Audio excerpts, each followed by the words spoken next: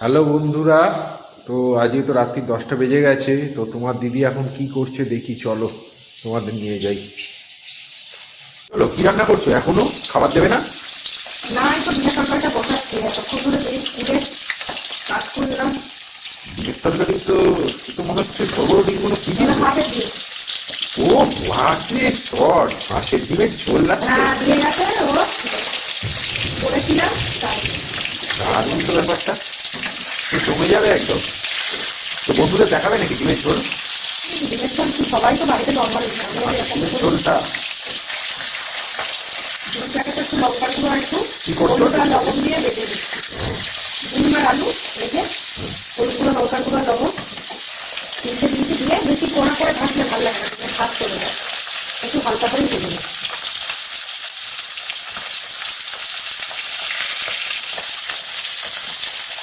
তাতে পনিরও আছে, ফ্রিজে পনির ছিল, তাই পনিরটুকুনিকে লম্বা লম্বা করে কেটে নিয়েছি, আর পেঁয়াজ আর টমেটো, কাঁচা লঙ্কা আর রসুনটা নিয়ে একটু ছেঁকে দিই, ওটা তখনই দেবো, এটা আমার ভাজা হয়ে যাবে।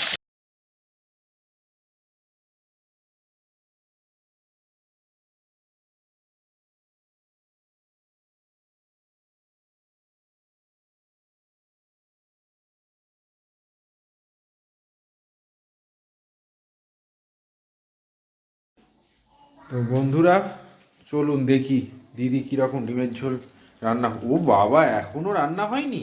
সবে না, একটু কষাচ্ছি, পনিরগুলো দেবো। ও, কি লাগছে গো ডিমের ঝোলটা, গন্ধটাও দারুণ বেরিয়েছে।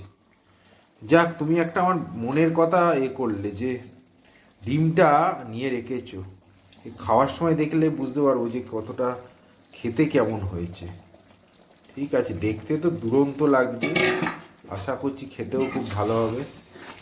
হ্যাঁ, ও তার মধ্যে আবার পনির, বড় বড় টুকরো, দারুণ দারুণ। ঠিক আছে।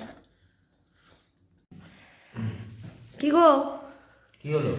কেমন খাচ্ছ? খাচ্ছি তো খুবই ভালো। এই যে হাঁসের ডিমের ঝোলটাই, হাঁসের ডিমটাও দুরন্ত, দারুণ। ঝোল কেমন হয়েছে?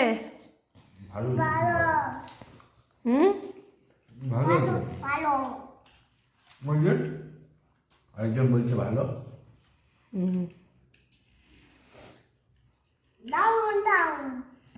এই যে সেই রুসন রান্নার, আমি উদ্ধার করেছি একে, কিন্তু মালটা গলে গেছে, দেখছি নরম হয়ে গেছে।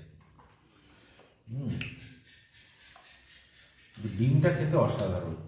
ডিমটা খেতে ভালো, তাহলে ভালো ডিমটা দিয়েছে, তাই তো?